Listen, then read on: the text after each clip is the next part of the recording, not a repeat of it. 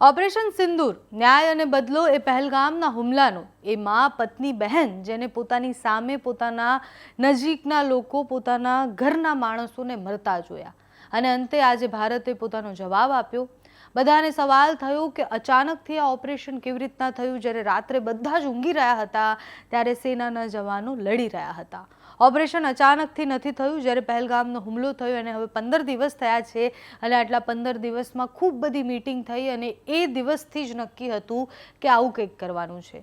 આજની ડિફેન્સની જે press conference યોજાઈ એ પ્રેસ કોન્ફરન્સમાં આખું સમજાવવામાં આવ્યું કે કેવી રીતના એ ઓપરેશન પાર પાડવામાં આવ્યું। વાયુસેનાથી લઈને બધી જ સેના જે ભેગી થઈ ત્રણેય સેના એમણે કેવી રીતના કામ કર્યું।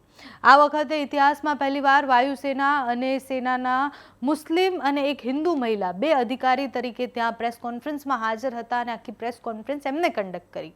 આર્મી કર્નલ સોફિયા જે એમને ગુજરાતના જ છે અને સોફિયા કુરેશી એમનું પૂરું નામ છે અને એ ખૂબ ચર્ચામાં આવ્યા।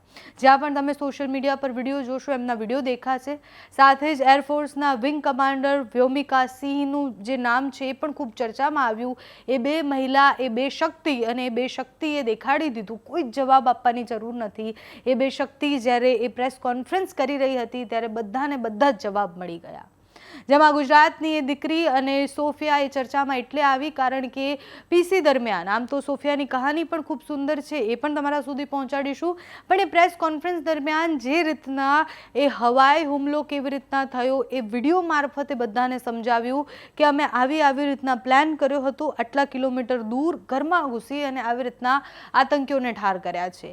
9 જેટલા વિસ્તારો હતા જે 9 જેટલી જગ્યાઓ હતી ત્યાં અટેક કરવામાં આવ્યા અને 9 જગ્યાઓમાંથી અનેક લોકોના મૃત્યુ થયા છે અને એ બધા જ આતંકી છે જે આસપાસ બીજા આતંકી પેદા કરતા હતા એટલે કે એ બીજા લોકોને ત્યાં તાલીમ આપતા હતા। આ ઓપરેશન રાત્રે 1:05 થી 1:30 ની વચ્ચે થયું એવી માહિતી એમાં આપવામાં આવી। સાથે જ કર્નલે એવું પણ કહ્યું કે ઓપરેશન પહેલગામમાં જે રીતના હુમલો થયો અને નિર્દોષ લોકોને મારવામાં આવ્યા એના બદલા રૂપે હતો। છેલ્લા 3 દાયકાથી પાકિસ્તાનમાં આતંકવાદીઓનું નિર્માણ થાય છે।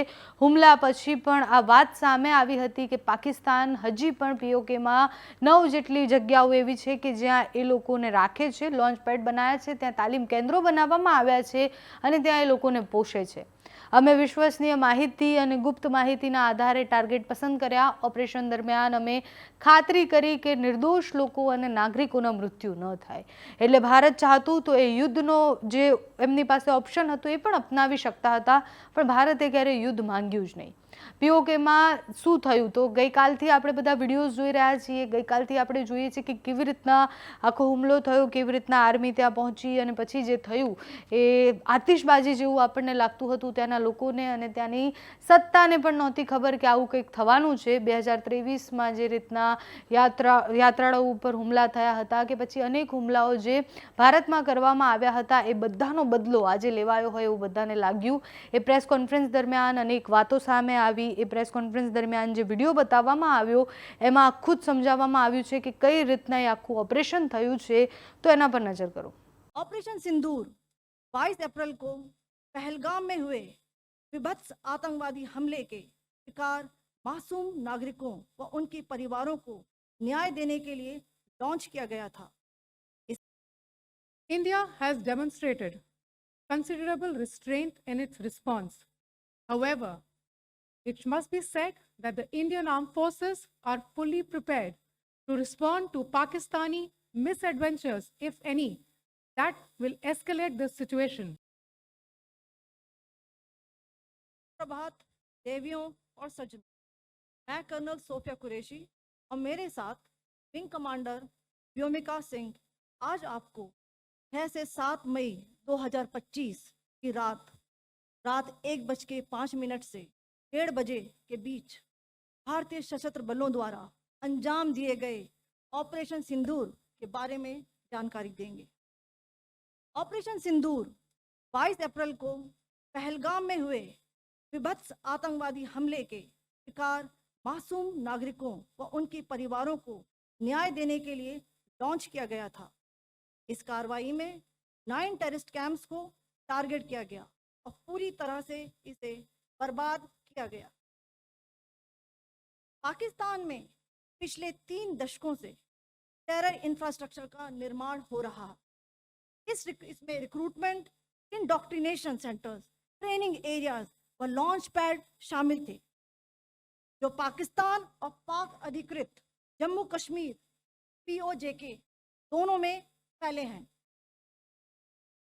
Operation Sindoor was launched by Indian Armed Forces to deliver justice to the victims of Pahalgam terror attack and their families. 9 terrorist camps were targeted and successfully destroyed. Over the last 3 decades, Pakistan has systematically built terror infrastructure. It is a complex web of recruitment and indoctrination centers, training areas for initial and refresher courses, and launch pads for handlers. These camps are located both in Pakistan as well as Pakistan occupied Jammu and Kashmir areas. Some of the well-known training camps are located, as you can see on the screen. They are distributed from Sawai Nala in the north, counting to approximately 21, ending at Bhagalpur to the south. इन लक्ष्यों का चयन विश्वसनीय intelligence सूचनाओं के आधार पर हुआ, ताकि आतंक गतिविधियों की रीढ़ तोड़ी जा सके, और यह खास ध्यान दिया गया कि निर्दोष नागरिकों और सिविलियन इंस्टॉलेशन को नुकसान न पहुंचे। The selection of these targets for Operation Sindoor was based on credible intelligence inputs and role of these facilities in perpetrating the terror activities. The locations were so selected to avoid damage to civilian infrastructures and loss of any civilian lives. This was done with due diligence, and the camps selected for targeting and their engagement will now be shown to you one by one. POJK के targets मैं आपको बताना चाहूंगी। सबसे पहले सवाई नाला camp Muzaffarabad, जो कि POJK के लाइन ऑफ कंट्रोल से 30 किलोमीटर दूर है। यह एक लश्कर तोयबा का ट्रेनिंग सेंटर था। 20 अक्टूबर 2024 सोनमर्ग, 24 अक्टूबर 24 गुलमर्ग, 22 अप्रैल 2025 पहलगाम, इन हमलों के आतंकियों ने यहीं से प्रशिक्षण लिया था। सैयदना बिलाल कैंप जफराबाद, यह एक जैश ए मोहम्मद का स्टेजिंग एरिया है। यह हथियार, विस्फोटक और जंगल सर्वाइवल ट्रेनिंग का केंद्र भी था। गुलपुर कैंप कोटली, यह LOC से 30 किलोमीटर दूर था। लश्कर तोयबा का बेस था, जो रजौरी पुंछ में सक्रिय था। 20 अप्रैल 2023 को पुंछ में और 9 जून 2024 को तीर्थ यात्रियों के बस हमले में यहीं से आतंकी को ट्रेन किया गया था।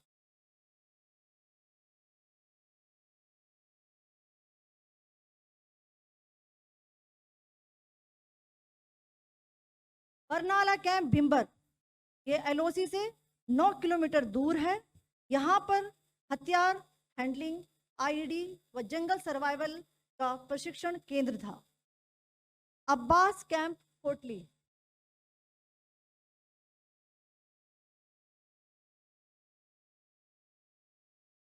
यह LOC से 13 किलोमीटर दूर है।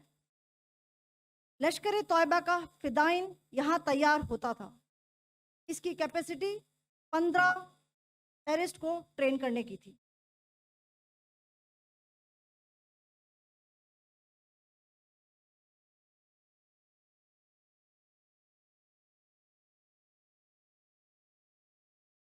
अब मैं पाकिस्तान के अंदर के टारगेट से अवगत कराना चाहूंगी। पहला, सर्जल कैंप सियालकोट, यह अंतर्राष्ट्रीय सीमा से 6 किलोमीटर की दूरी पर है, सांबा कटवा के सामने।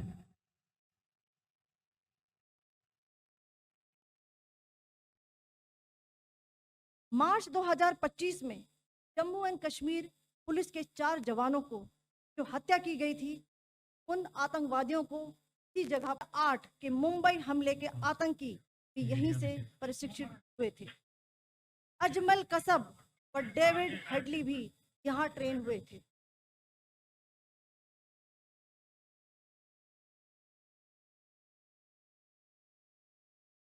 ये दूसरा आया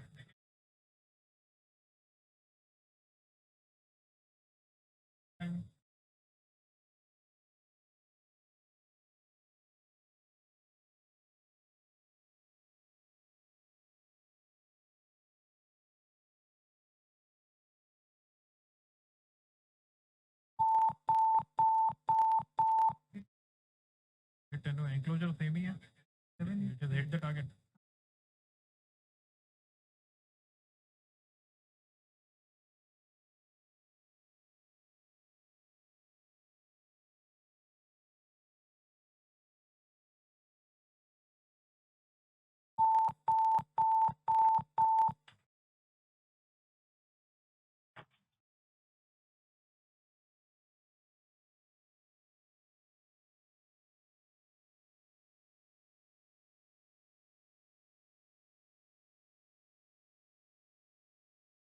मरकज सुभान अल्लाह भावलपुर ये इंटरनेशनल बाउंड्री से 100 किलोमीटर दूर है. जैश ए मोहम्मद का मुख्यालय था. यहाँ पर रिक्रूटमेंट, ट्रेनिंग व इंडोक्ट्रिनेशन का केंद्र भी था. शीर्ष आतंकी अक्सर यहाँ आते थे.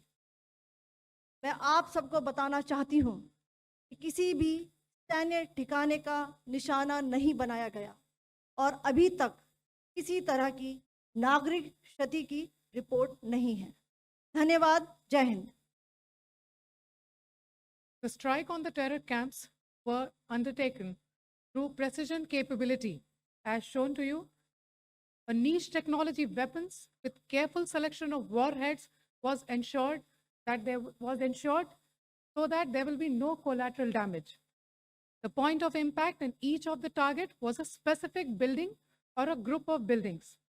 All the targets were neutralized with clinical efficiency, and the results reiterate the professionalism of the Indian Armed Forces in the planning and execution of their operations. No military establishments were targeted. India has demonstrated considerable restraint in its response. However, it must be said that the Indian Armed Forces are fully prepared to respond to Pakistani misadventures, if any, that will escalate the situation. Jai Hind, and thank you very much. Ladies and gentlemen, friends in the media, I ask your indulgence today in view of the fact that this is still an evolving situation. We will therefore not be able to take questions and answers today, but we will come back for more updates and more briefings shortly. Thank you all very much for joining us this morning. Thank you.